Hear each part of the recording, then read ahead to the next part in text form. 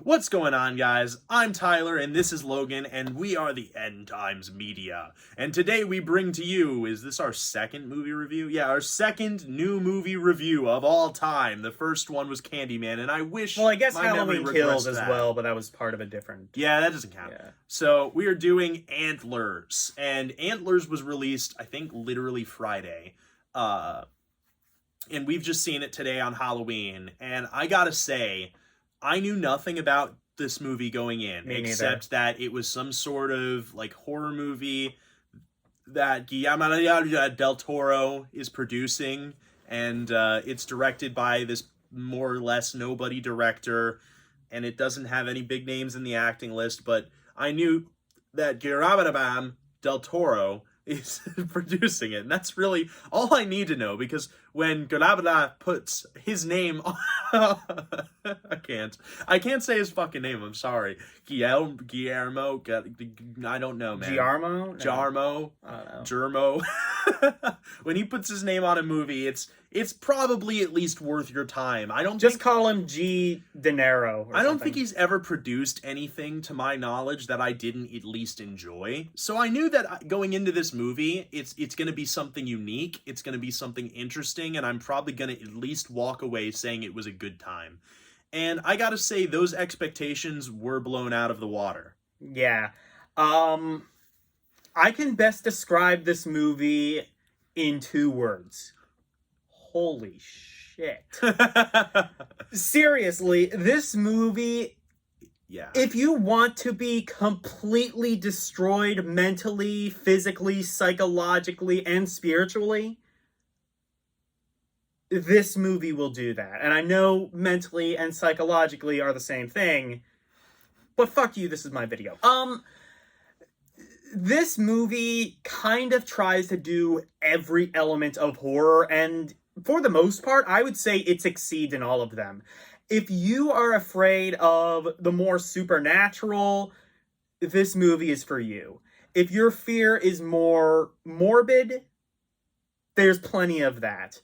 If your fear is more psychological, there's plenty of that. If your fear is more physical, like body horror, there is plenty of that. This movie is a dark, dark movie. Yeah. And shock is harder than it looks.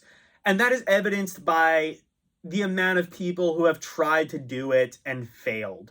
The last 10 years or so of Family Guy, for example. Certain Rob Zombie movie. I would argue all Rob Zombie movies. There's just you could kill somebody, murder them, rape them, draw and quarter them, light them on fire, do whatever you want. But if there isn't a rhyme and reason to do that, you could make your movie more gory than Cannibal Holocaust and Passion of the Christ combined.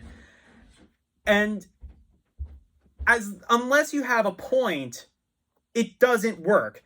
This movie is shocking, but it all leads to something.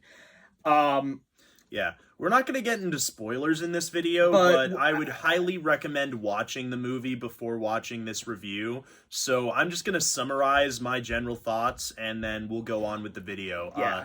Watch this movie. It's great. I say it's one of the best movies of the year. Yeah. It's really good. I would give it a 9 out of 10. Yeah. I would give it a 9 out of 10 too, and with the potential that it might go up to a 10 out of 10. Yeah, so watch this movie, then come back, because I feel like even in general terminology, we're going to spoil this for you. Yeah. You should go into it with as, blank expectations as you can. You should know nothing about this movie, and that's how you should go into it. With that said, what is this movie? So this movie is mostly a creature feature, I would say. It's a creature feature with a Babadook Hereditary style twist, where there's a bunch of drama going on between the brother and the sister, and it explores dark topics like abuse and death and parental death specifically, and dealing with that as a child. I think that the monster of this movie has a brilliant design. I absolutely love that we only see it at the very end of the movie too. They obscure it for most of the movie, which is nice. Hey, Candyman remake. Hey, Yeah. are you listening? Are you listening? This is how you do a metaphor. Yeah. This is how you do a metaphor. That's the other bit, is that the Wendigo and the way that it works and its myth is almost perfectly designed to mirror abuse and how it works. And yeah, and like, look, maybe you have dealt with abuse yourself. Maybe you've dealt with the death of somebody close to you, a friend, a family, a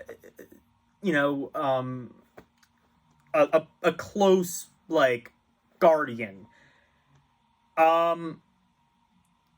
This, or maybe you know somebody else who has. Either way, I think it's very difficult not to sympathize with, especially Lucas, the main character. Well, one of them anyway. Yeah. This is just, like I said, a very heavy movie. And if you are